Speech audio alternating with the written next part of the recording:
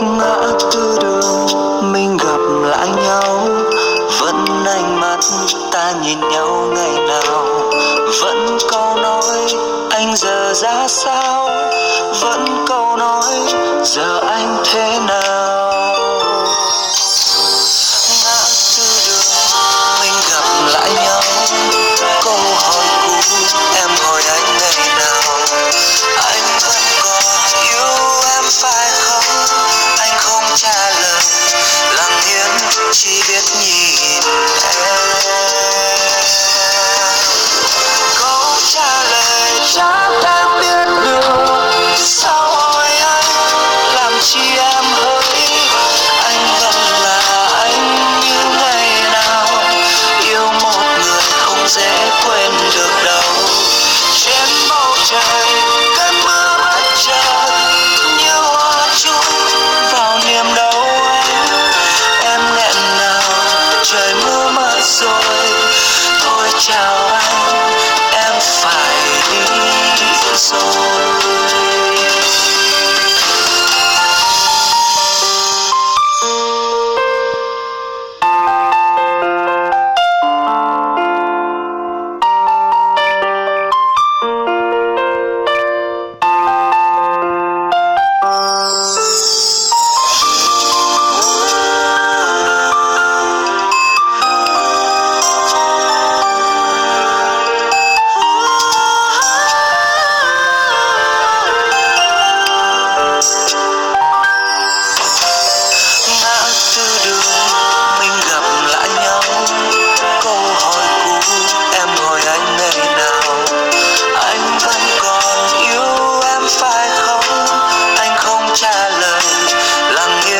Chỉ biết nhìn em. Câu trả lời chắc em biết được, sao hỏi anh làm chi em hỡi. Anh vẫn là anh như ngày nào, yêu một người không dễ quên được đâu. Trên bầu trời cơn mưa bất chợt như hoa chung vào niềm đau anh. Em nghẹn ngào trời mưa mất rồi, thôi chào anh em phải đi rồi. Câu trả lời chắc em biết được, sao hỏi anh làm chi em hỡi. Anh vẫn là anh như ngày nào, yêu một người không dễ quên được đâu. Trên bầu trời cơn mưa bất chợt như hoa chung vào niềm đau anh. Em nghẹn ngào trời mưa mất rồi, thôi chào anh em phải đi rồi. Em nghẹn ngào trời mưa mất rồi, thôi chào anh em phải đi rồi.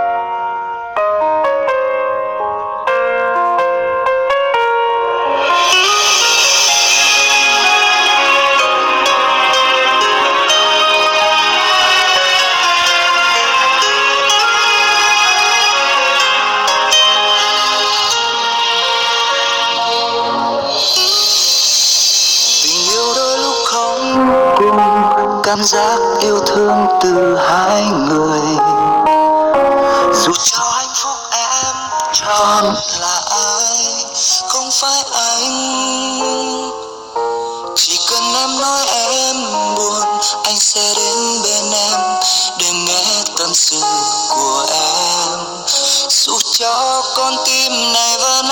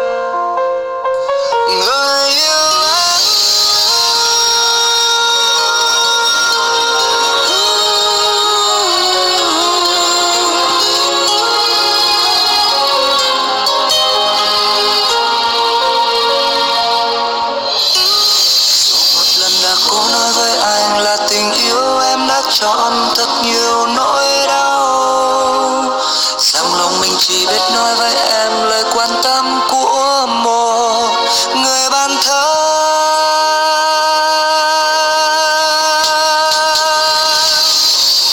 Vẫn cứ lắng nghe con tim em như thế nào, người mình yêu không vui phải làm sao, cứ thế trôi qua bao nhiêu tháng ngày.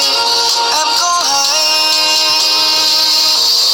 đối với anh khi đưa ra hai con đường, bỏ mặc em hay anh sẽ bên em, dẫu có thêm bao nhiêu nỗi buồn hay nỗi đau.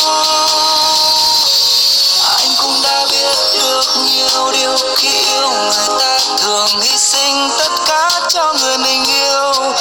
Anh không thể không quan tâm em hơn.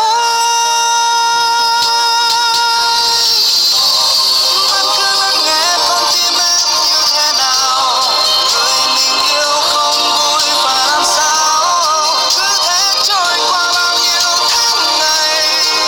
Em có hay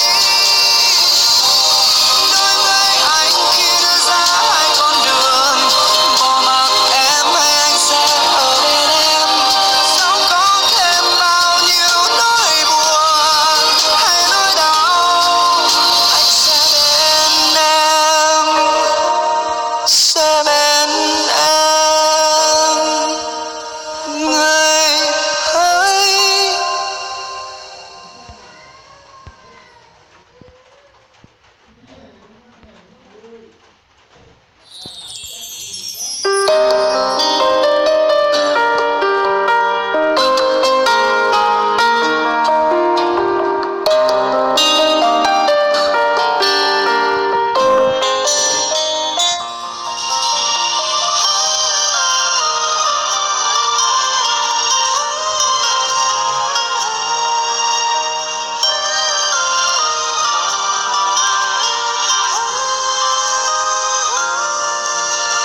Đã trôi qua rồi bao tháng năm êm đềm, em ra đi về nơi rất xa, có chăng chỉ là mơ ước trong tim mình, mong em yêu còn mang thiết tha. Anh biết có lẽ chốn anh người quên rồi, trong mong chiều thương trở về. Anh biết có lẽ cũng chẳng còn hy vọng cho đời ta về lại ngày ấy. Anh cũng biết yêu và biết đau buồn mà anh cũng như bao người thôi. Anh cũng mong anh tan nát tim anh khi em rời xa nơi anh. Anh biết anh yêu em đến thế nào mà em vẫn ra đi vậy sao? Nếu cơn đau này em phải mang, em sẽ hiểu được trong anh như thế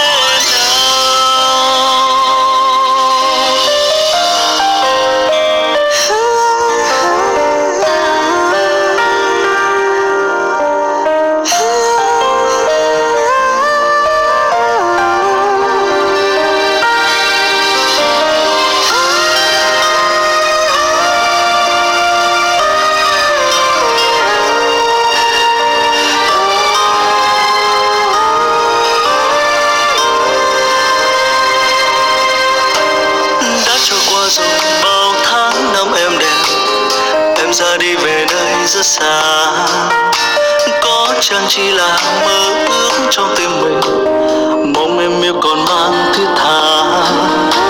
Anh biết có lẽ chốn anh người quên rồi, trong mong chiều thương trở về. Anh biết có lẽ cũng chẳng còn hy vọng cho đời ta về lại ngày ấy. Anh cũng biết yêu và biết đau buồn mà anh cũng như bao người thôi. Anh cũng mong anh tan nát tim anh khi em rời xa nơi anh. Em biết anh yêu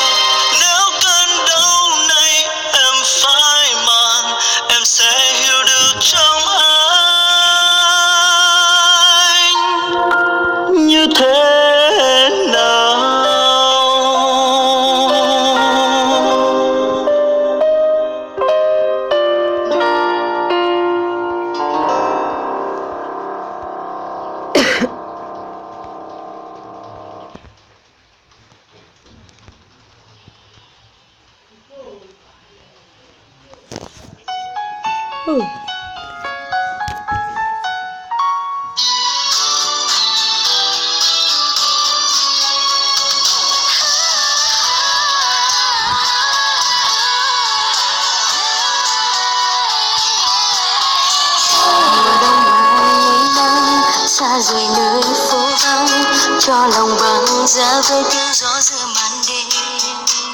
Từng ngọn nến cô đơn, từng nhịp thở đau hơn khi người đi mà không nói chi. Giờ đây anh có nhớ những lúc ta chờ nhau nơi đây, dưới trời mưa vai em run môi bút tên.